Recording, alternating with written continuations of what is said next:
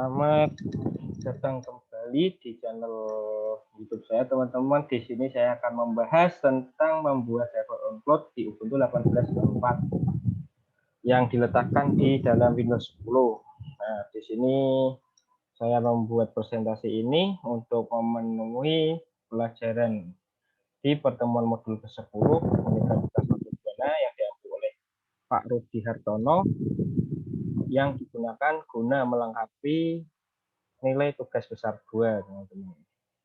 Nah, di sini saya akan menjelaskan sedikit tentang cara membuat server on-cloud di dalam Ubuntu 18.04 yang mana diletakkan di dalam sistem operasi Windows 10. Nah, server on-cloud ini jadi berada di dalam Ubuntu 18.04. Nah, kemudian Ubuntu-nya itu berada di dalam OS Windows 10.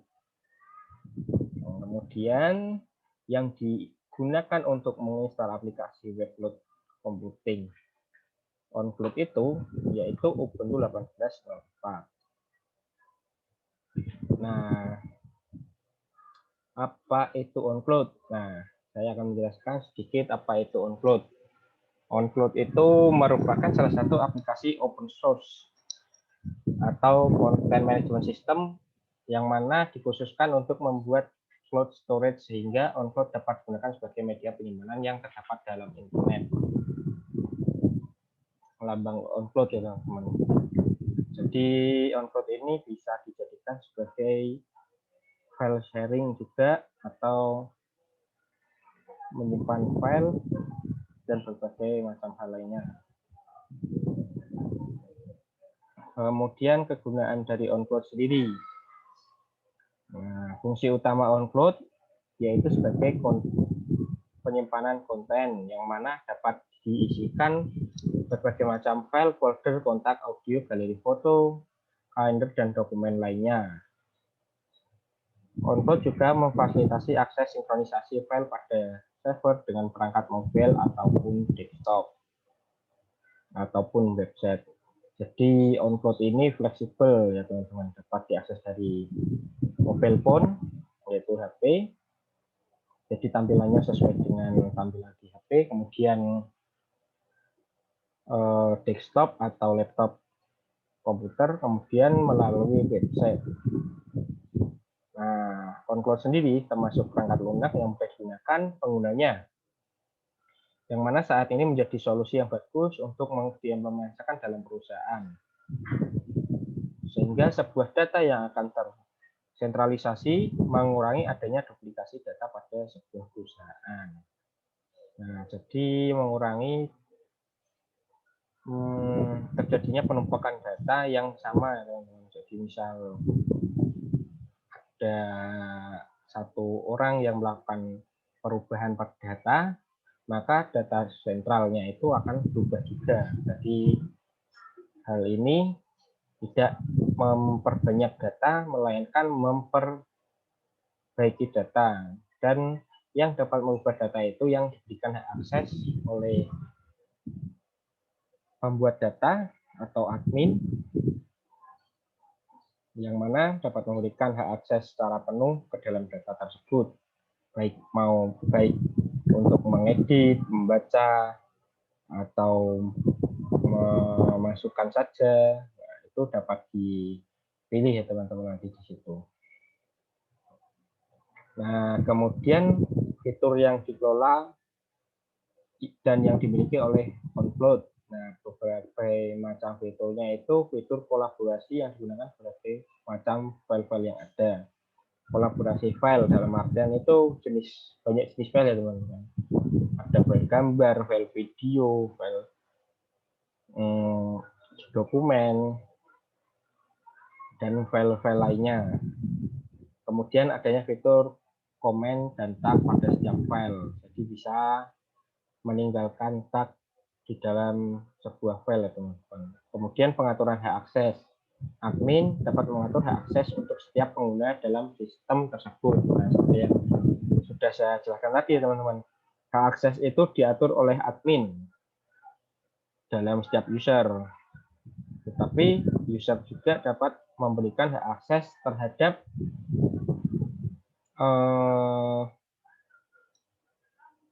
file yang dia share ya teman-teman. Misal filenya berupa Word atau Excel, nah itu dapat dibatasi teman-teman. Kemudian sinkronisasi dengan mobil dan desktop. Nah itu sinkronisasi sudah dijelaskan di awal, yaitu ketika kita buka dengan HP maka tampilannya menjadi tampilan seukuran layar HP. Kemudian kalau dibuka dengan desktop ya ukurannya akan menyesuaikan seperti layar laptop atau komputer yang bisa gunakan.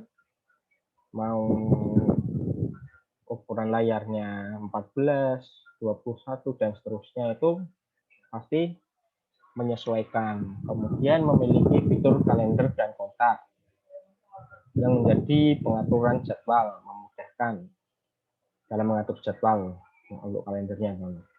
Kemudian notifikasi untuk setiap aktivitas. Jadi ketika ada aktivitas di situ, aktivitas dari user, maka admin mendapat notifikasi bahwasanya user pernah login, pernah melakukan aktivitas di dalam on-cloud tersebut. Nah, sedangkan ketika admin melakukan perubahan, semua user itu pasti mendapat notifikasi, misal adanya update, adanya perubahan di sisi A, nah itu user akan mendapatkan notifikasi. Kemudian visionary pada file, user dapat mengetahui setiap versi dari file. Kemudian fitur flash yang menemukan file yang sudah terhapus. Nah, jadi fitur flash ini fungsinya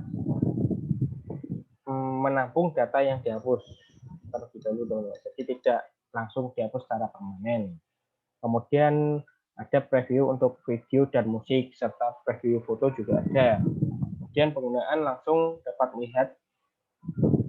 dapat langsung melihat video ataupun mendengarkan musik di dalam on-cloud ya teman-teman. Nah, kemudian pengaturan sharing foto untuk setiap user. Nah, jadi ini dasar-dasarnya dan fitur-fitur dari on-cloud ya teman-teman.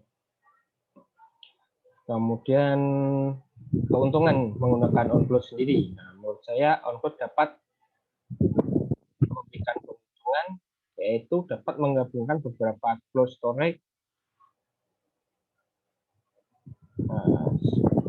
seperti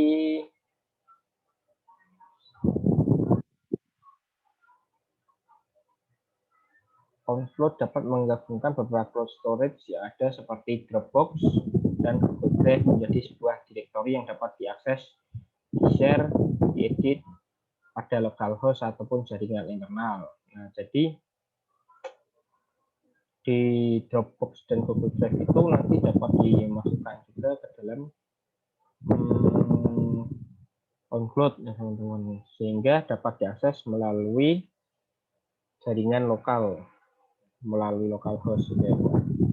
Kemudian keuntungan yang kedua, on-cloud merupakan aplikasi open source, yang artinya setiap pengguna dapat mengembangkan aplikasi on-cloud sesuai dengan kebutuhan yang diinginkan. Kemudian on-cloud memudahkan pengguna pada saat proses instalasi. Prosesnya cukup mudah dan cepat. Pengesalan dan biayanya pun cukup terjangkau ya teman-teman.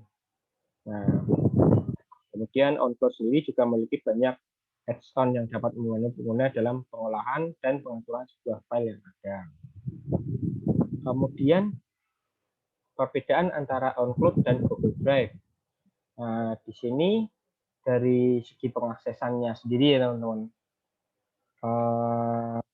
Dari segi pengaksesan, Google Drive dapat diakses hanya melalui koneksi internet. Sedangkan on-cloud hanya perlu jaringan internal karena dapat diinstal di server lokal. Nah, jadi melalui jaringan lokal, kalau kita terhubung ke servernya on-cloud itu kita dapat mengakses. Kemudian Google Drive diatur oleh penyedia layanan yang sifatnya berbayar, sedangkan on-cloud kita dapat mengaturnya dengan bebas serta mudah. Kemudian sifat on-cloud berbasis open source, yang mana dapat diubah, diatur seperti yang kita inginkan. Sedangkan Google Drive sifatnya hanya sebagai pengguna, kita sebagai pengguna. Dan hanya dapat mendaftar, menggunakan, dan melakukan pembayaran apabila kita ingin memperbesar dari media penyimpanan yang diinginkan. Jadi misal storage kita kan dikasih biasanya 15 GB. Nah, kalau kita mau menambah kapasitas, yang kita gunakan tarif penambahan di setiap bulan atau berapa yang kita perlukan, kita yang bayar. Kemudian langkah-langkah yang digunakan dalam menginstal on-cloud di dalam Ubuntu. Nah, pertama yang kita lakukan itu kita melakukan download Ubuntu 18.04 LTS ini melalui Microsoft Storage di Windows 10 kita ya teman-teman. Nah, prosesnya cukup lumayan lama, sesuai dan tergantung dari jaringan kita masing-masing untuk mendownload ya teman-teman. Kalau sudah di-download, kemudian kita bisa launch atau kita bisa launch ini dengan menjalankan Ubuntu 18 di dalam Windows yang sudah terinstall. Jadi yang pertama terjadi itu akan melakukan installing Ubuntu 18.04 LTS ini. Kemudian, nah, yang dilakukan berikutnya itu menambahkan beberapa fitur atau aplikasi yang digunakan dalam Ubuntu guna melengkapi kualifikasi server. Nah, misalnya di sini beberapa aplikasi yang ditambahkan sesuai kebutuhan itu ada Apache 2, kemudian PHP-nya saya pakai PHP 7.2, kemudian diinstal juga MySQL dan MariaDB atau MariaDB, yaitu digunakan untuk mengelola dan mengakses database. Nah, proses ini juga lumayan memakan waktu. Kemudian setelah kita tunggu, nah, kita dapat melakukan pengecekan apakah Apache kita sudah jalan di dalam website atau belum. Nah, itu caranya kita masuk ke salah satu media web browser, kemudian kita masukkan IP atau bisa kita masukkan juga localhost atau IP Apache itu 127.0.0.1,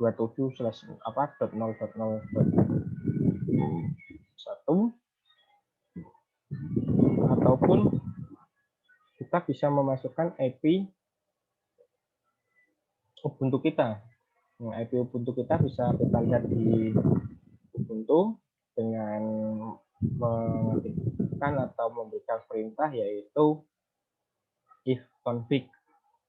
Nah, kemudian di sini port yang kita gunakan di dalam Ubuntu PHP di Ubuntu itu kita menggunakan port 80. Nah, ini merupakan port standar ya teman-teman. Kemudian setelah melakukan instalasi Apache, PHP dan MySQL MariaDB, kita melakukan install on-cloud di dalam Ubuntu 18.04. Nah, on-cloud itu karena itu sudah ada, kita hanya perlu mendownload ya teman-teman. Nah, filenya itu lumayan besar, jadi kita harus sabar kalau mendownload sesuai jaringan masing-masing. Setelah di-download, kemudian on-cloud itu dilakukan ekstrak di dalam direktori. Nah, direktori yang saya gunakan di sini yaitu di dalam /var/www/html /onload. Nah, di situ folder onload berada. Kemudian kita melakukan start beberapa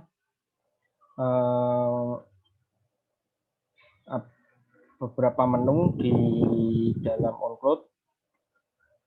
Kemudian setelah kita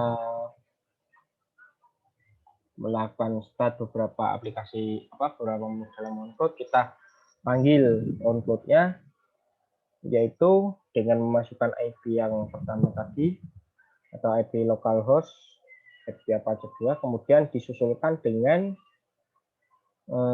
onload /onload. Nah, /onload merupakan domain utamanya yang mana berisikan beberapa file onload itu, teman-teman. Kalau diekstrak itu dilihat ada beberapa file yang nanti bertujuan untuk memanggil apa saja yang ada di dalam aplikasi web onload tersebut. Nah, ini tampilan pertama ketika kita melakukan login. Nah, kita perlu registrasi dengan nama pengguna, sandi, kemudian di sini dalam membuat user admin dulu pertama. Jadi kita melengkapi data, user ini kita bebas, kemudian folder datanya kita sesuaikan dengan folder data yang ada di dalam database onload kita, yaitu ada di var/www/html onload. Nah, di sini ada data. Kemudian kita pilih konfigurasi pada basis datanya. Untuk basis data menggunakan MySQL atau MariaDB. Ini merupakan rootnya itu saya isi dengan Dona, kemudian password root. Nah, untuk tujuan sasaran file itu di dalam folder onload dan dijalankan oleh localhost. Kemudian kita klik selesaikan instalasi. Nah, di sini kita disajikan dengan halaman utama onload. Setelah onload membaca dan memverifikasi username dan password admin kita atau password utama. Kemudian tampilan yang ada di dalam onload itu sudah ada defaultnya, itu ada beberapa file, yaitu dokumen, foto, dan onload manual.pdf. Nah, di sini ada beberapa menu, yaitu semua berkas, menu favorit. Jadi kalau kita punya file yang difavorit atau di bintang itu, nanti kita dapat mencarinya dengan mudah di menu favorit. Kemudian ini ada menu yang dibagikan kepada kita, kemudian kita membagikan kepada yang lainnya. Kemudian ada menu yang dibagikan dengan tautan, teks ini yang kita tandai. Kemudian berkas yang dihapus itu akan masuk ke trash ini dulu sebelum dihapus secara permanen. Kemudian ada menu pengaturan dan berkas. Kemudian di sini ada beberapa 3 menu pengaturan, manajemen user, dan logout, itu yang berlaku untuk admin. Nah, kemudian di dalam ini ada manajemen user atau dapur pengelolaan user, yang mana user ini nanti dapat digunakan untuk login seterusnya ke dalam onload. Nah, di sini ada 4 user, ada 3 admin dan 1 user. Nah, ini hanya dapat dilihat melalui user admin. Nah, kemudian setelah itu ketika kita logout, kita akan ditampilkan pada login page offload onload, yang mana dilakukan login dengan username dan password seperti biasa yang telah kita buat di dalam user manage. Nah, jadi untuk login kedua kita tidak perlu membuat lagi atau membuat verifikasi data untuk admin. Jadi kita tinggal memasukkan username password admin atau username password user yang telah dibuat di dalam sistem manajemen password tadi. Nah, untuk saat ini cukup sekian video dari saya. Apabila di dalam video ini ada yang perlu dipertanyakan, teman-teman bisa tinggalkan komentar di kolom komentar di bawah. Serta terima kasih buat teman-teman semua yang sudah membantu Bapak Ibu Guru dosen dan semua yang telah menyaksikan. Semoga video ini dapat bermanfaat ke depannya. Saya akhiri, terima kasih.